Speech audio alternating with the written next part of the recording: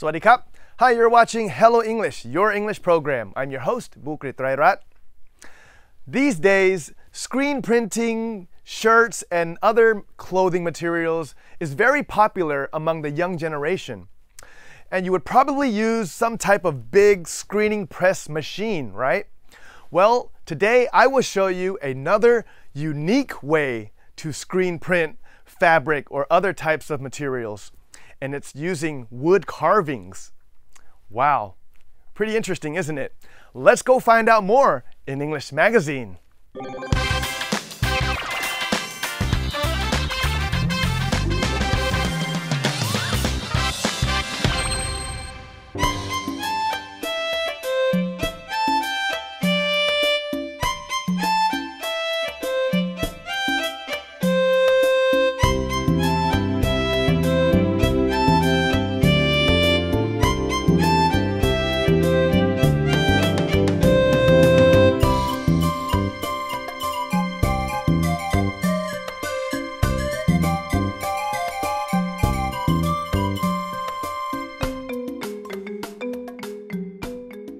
The charm of these colours and designs that came from woodblock printing on cloth has a story that goes back to the time when the Ayutthaya kingdom was flourishing.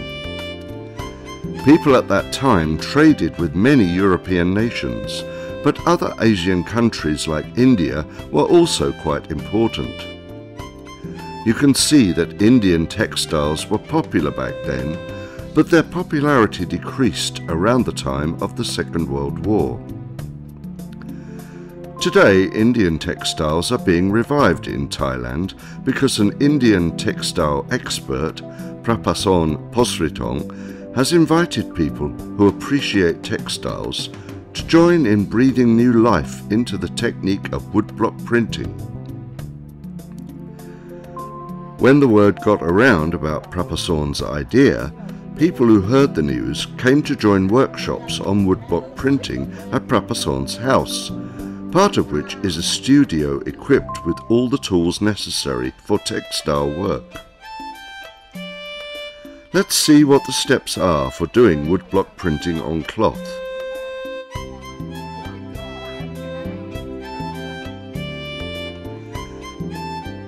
Since the art of woodblock printing is not very well known in Thailand, she's taken a technique of cloth printing that was popular in the past and is using it to let people who are interested try it, learning the basics of printing with modern fabric dyes to make designs on cloth. The equipment you need is printing blocks made from teak wood and textile dyes. We use a technique called hand printing. We print on cotton, which is a comfortable fabric to wear. It is also related to the original printed fabrics imported from India. As for the steps in printing, first you need to prepare a work table that is covered sort of like an ironing board cover. It is soft and thick from many layers of sackcloth and covered with a layer of cotton as a drop cloth. To mix the dyes, we use chemical dyes mixed with fabric medium, which will cause a reaction that makes the dye molecules stick together. It's like a glue that helps the dye stick to the cloth. These dyes are long-lasting.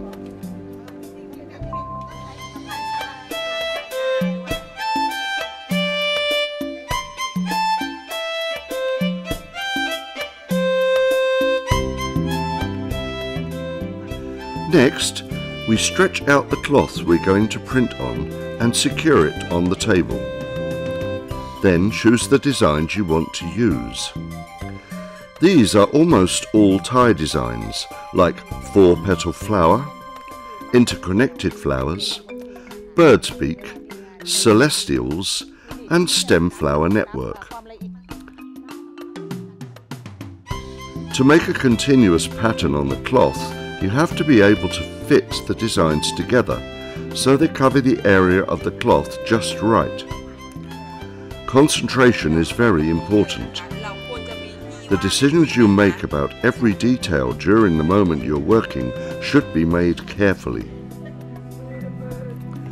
When you press the woodblock down in the tray of dye each time, you have to check if it got thoroughly covered in dye. You have to be sure the block is covered in dye and no parts of the design are missing dye. At the same time, you have to be careful not to get dye on your hands. Otherwise, you might accidentally smudge another part of the cloth. Your work must be clean.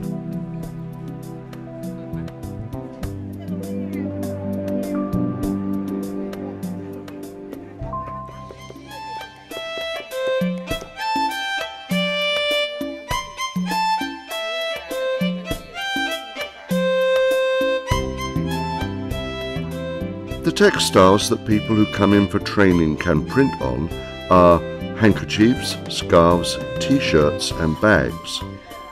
The method of designing the pattern is different for each one. We want people to get experience printing on different shapes of cloth.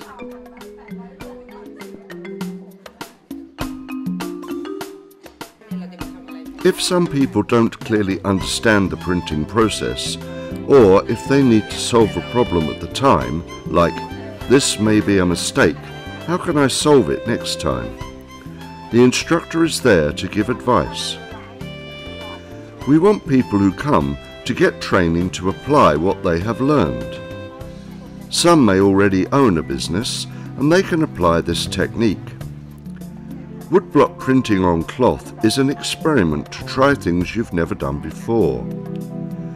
How can you make continuous patterns appear on a plain white cloth? Choosing colour tones that are appropriate and match the times requires thinking and planning. Imperfections in the handiwork are what give it its special charm. It's unique. A beautiful piece is created. That's valuable because it's one of a kind, and it came from the hands of the person who came to get trained in woodblock printing. And they can use it in everyday life too. It's a work to be proud of, and you can take part in preserving this method of printing.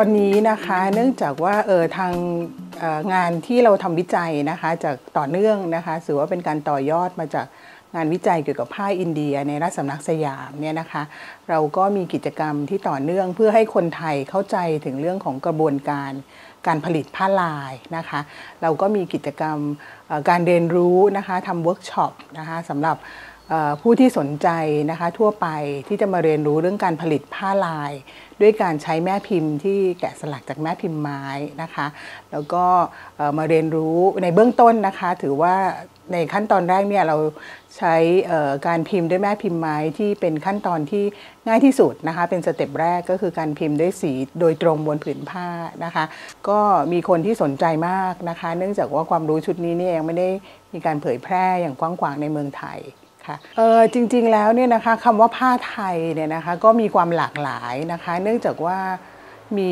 วัฒนธรรมของกลุ่มคนที่หลากหลายที่อาศัยอยู่ในเมืองไทยนะคะผ้าลายเนี่ยก็ถือว่าเป็นผ้าไทยชนิดหนึ่งนะคะที่มีความนิยมกันในเขตภาคกลางแล้วก็มีการแพร่กระจายไปในหลายๆภูมิภาคนะคะเพราะฉะนั้นคนไทยเราเนี่ยก็จะคุ้นเคยกับผ้าลายในฐานะว่าเป็นผ้าลายไทยนะคะเราก็มีการนุ่งเป็นนุ่งจีบหน้านางนุ่งจงกระเบนอะไรต่างๆแล้วก็ในช่วงปัจจุบันเนี่ยนะคะที่มีกระแสเรื่องการแต่งไทยนะคะผ้าลายก็ถือว่าเป็นตัวเลือกอันหนึ่งนะคะที่เราเลือกใช้ในการแสดงการแต่งกายที่เป็นอัตลักษณ์แบบไทย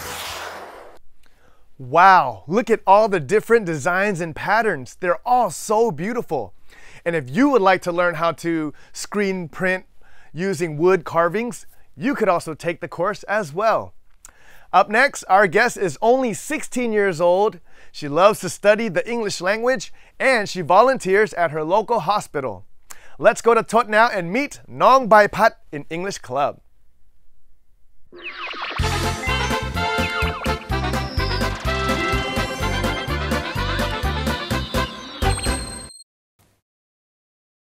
Sawadee hello everyone, welcome to English Club. I'm Thosattham Piamsabun. Today I'm joined by a volunteer who works at the hospital and volunteers to help patients, help people, and she also wants to study in the medical field and also in healthcare. So let's meet today's special guest. Please welcome น้องใบพัด Sawadeeครับ สวัสดีค่ะ Hello, so my name is ปัทนา ไลพง so I go by ใบพัด and I am 16 years old and I am currently studying in the English program of Samsen Vittayalai School.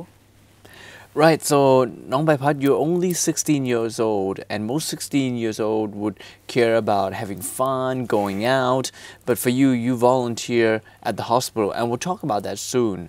However, you want to study in healthcare and medical field.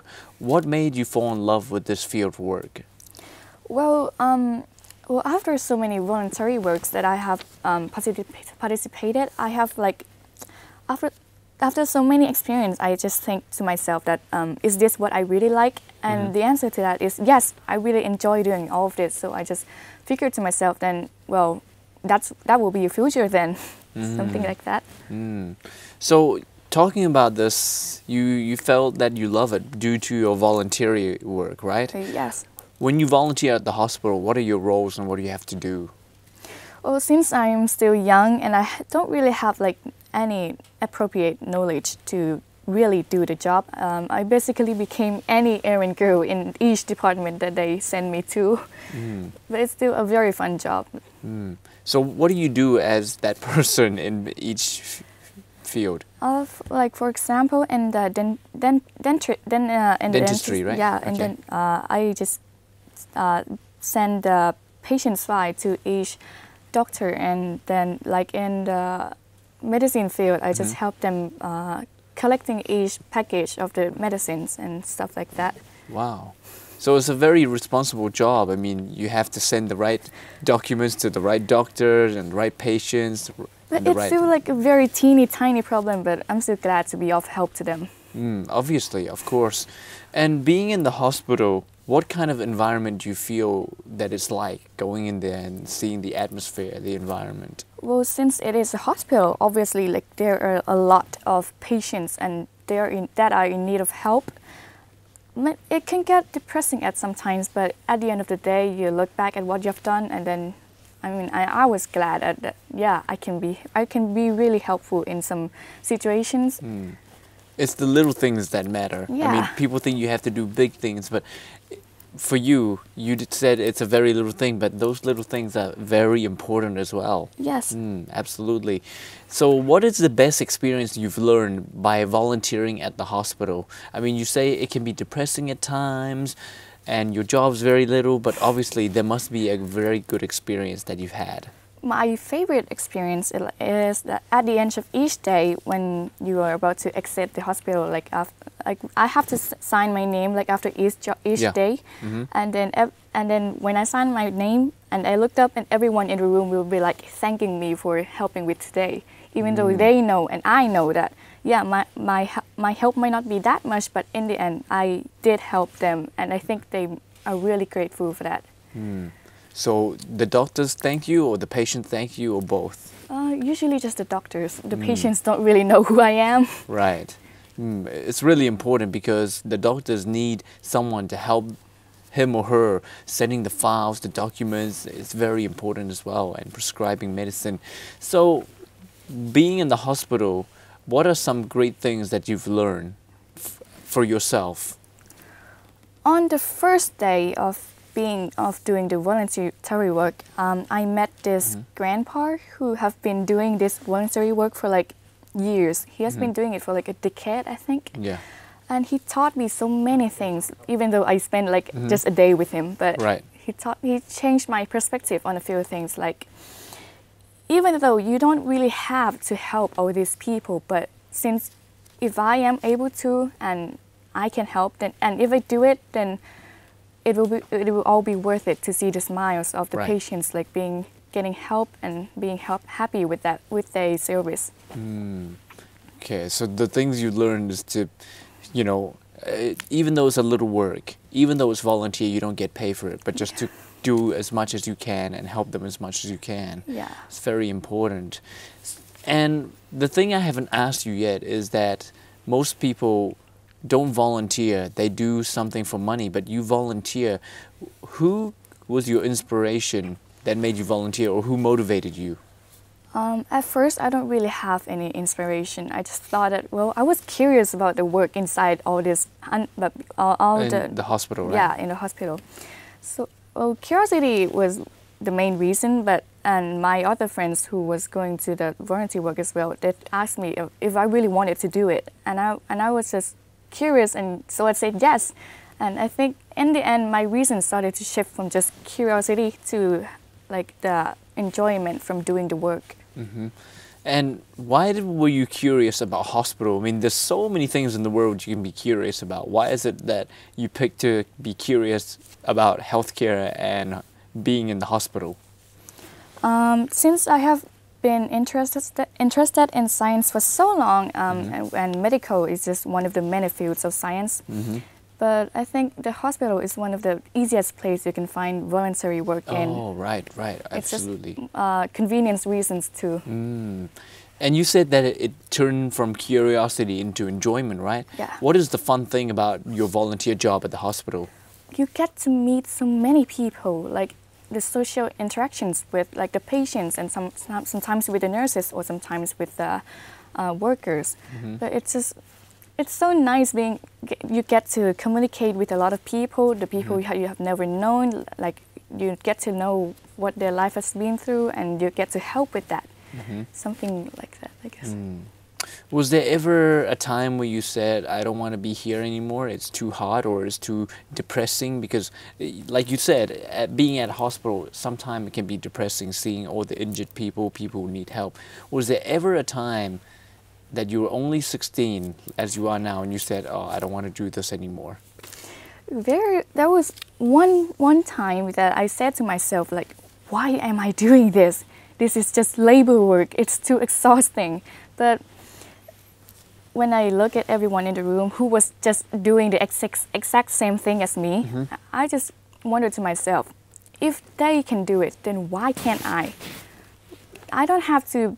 I mean, it's true that I don't have to do all of that voluntary work, but if other people can do it and I can actually do it, then why not do it? Don't stop yourself. I didn't want to stop myself just because I was tired or something. I mean, you can be helpful, so why not do it? Absolutely, very amazing. And what are your future plans? I mean, you're only 16 now, you know what you want to do, but do you have any other future plans you want to share? Any future plan? Well, I just plan to study in like a medical field, but I don't really have any specific goal yet. But I just know that I want to help people if I can. It's very important. Do you plan to be a doctor or a nurse one day, or is that out of not sure yet? Let's study first. More of the latter, but if I can be a doctor, then yes, I would like to be. Okay, and changing the subject now to English. Your English is absolutely excellent. Where did you learn your English from? Well, not the hospital, right? I have been. My mom is very good at English. So ever since I was young, she would be trying to teach me more English each day and try to talk to me in English and stuff like that. I guess it stuck to me somehow. So you learned it from your parents, not by going overseas or going to an international school, right? Nope, I have never been to an international school before. And been overseas, like study overseas before? No. Never? Never. So you learned it from your mom? Mostly, yeah. What can you give us a little tip? Like, how did she teach you when you were young? Did she just started talking to you in English, or what kind of techniques did she do? I would recommend the same way that Thai people have become so good at Thai is to use it every day. To practice using it every day is the fundamental of language anyway.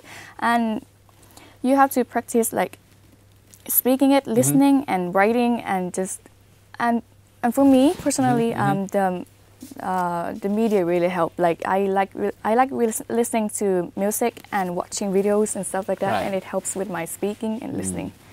That's a great thing because everyone who comes on this program says that you have to use it all the time, and you can use it in a fun way, such as watching clips on the internet or listening to music, watching movies. Okay, so finally, for motivation, can you give some people watching this TV program some motivation that it doesn't matter what you do, what kind of work you do, if it's a career or voluntary job, even a little job, the little things can create a big difference. Can you please give them some motivation to just go for it? Okay. So from my experience, I would like to say that even though if you think you're just doing something small, don't bother stressing over that. Small changes lead to big impacts, and I would like to say that find what makes you happy and hold on to it. That will create the greatest impact on your life and on the others as well. Wow, absolutely amazing. The little things is the thing that creates big changes and also big difference as well. Absolutely amazing. And they say the little things is the thing that counts the most. So thank you very much คุณใบพัดขอบคุณมากๆครับ ขอบคุณค่ะ So there you go, ladies and gentlemen. You just seen a 16-year-old who does voluntary work and also helps with society. So if she can do it, you can probably do it as well. Just go for it. And it doesn't matter how big or small the changes are, as long as you create an impact. We're out of time, so we'll see you next time. สวัสดีครับ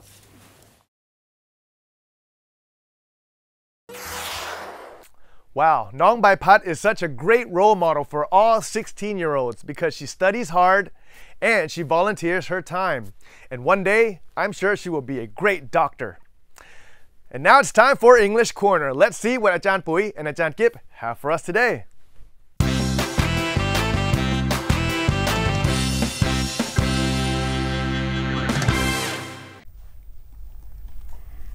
สวัสดีค่ะคุณผู้ชมคะสวัสดีค่ะขอต้อนรับคุณผู้ชมเข้าสู่ English Corner ค่ะดิฉันปุ๋ยสิตาค่ะกิฟจิตตสุพางค์ค่ะพี่ปุ๋ยคะไปเดินเล่นกันไหมคะเดินเล่นค่ะ Go for a walk Go for a walk แดดเปรี้ยงๆแบบนี้เหรอคะรออีกแป๊บหนึ่งก็ได้ค่ะแต่เดี๋ยวนะคะ Go for a walk ไม่ได้แปลว่าไปเดินเหรอคะไม่ค่ะ Go for a walk เนี่ยแปลว่าไปเดินเล่นกันเถอะค่ะแต่ว่าจริงๆเรามีอยู่ด้วยกัน3สำนวนเลยนะคะเวลาที่จะพูดว่าไปเดินเล่นเนี่ยค่ะอยากรู้ใช่ไหมคะใช่เลยค่ะสำนวนที่1ค่ะ go for a walk ค่ะสำนวนที่2ค่ะ take a walk ค่ะและสำนวนที่3นะคะ go for a stroll มี3อันนะคะก็คือมี go for a walk take a walk แล้วก็ go for a stroll ค่ะพี่ปุ๋ยมีตัวอย่างไหมคะอย่างเช่นLet's go for a walk along the river ตัวอย่างที่1นะคะตัวอย่างที่2ค่ะ Let's take a walk along the river และตัวอย่างที่3ค่ะ Let's go for a stroll along the river โหอย่างนี้นี่เรามีหลายสำนวนเลยนะคะเนี่ยใช่ค่ะแต่ว่าการไปเดินเล่นนะคะก็ขึ้นอยู่กับบริบทด้วยนะคะอย่างเช่นถ้าเรานั่งอยู่นานๆแล้วอยากจะออกไปยืดเส้นยืดสายเราก็อาจจะใช้สำนวนว่า stretching one's legs ด้วยค่ะอ๋อค่ะแล้วถ้าหากว่ากิ๊บอยากจะบอกว่าเราอยากจะไปสูดอากาศอย่างนี้ล่ะคะถ้าสูดอากาศเนี่ยนะคะเราจะใช้คำว่า take the air ค่ะtake the air ดีจังเลยค่ะพี่ปุ๋ยขาแต่ตอนนี้ let's go for a walk in the woods กันดีกว่าค่ะ Let's go for a walk in the woods ค่ะไปเดินเล่นในป่าเนี่ยเหรอคะใช่ค่ะก็พี่ปุ๋ยเป็นคนรักธรรมชาติไงคะโอ้ยแดดเปรี้ยงขนาดนี้ถ้าไปเดินในห้างเย็นๆไปกินขนมอร่อยๆพี่ปุ๋ยไปค่ะไปค่ะใจง่ายด้วยนะคะคุณผู้ชมคะงั้นเดี๋ยวปุ๋ยขอตัวไป go for a walk ในห้างหาขนมกินกันก่อนนะคะวันนี้ปุ๋ยกับกิฟใน English Corner ขอตัวลาไปก่อนค่ะพบกันใหม่ครั้งหน้าสวัสดีค่ะสวัสดีค่ะ Well, I hope you enjoyed today's show. Unfortunately, it's time to go. If you have any comments or suggestions you would like to give us, please send it to the address on the screen. And be sure to check out our show through these channels as well. I'm your host, Thammathirat. See you next time on Hello English. สวัสดีครับ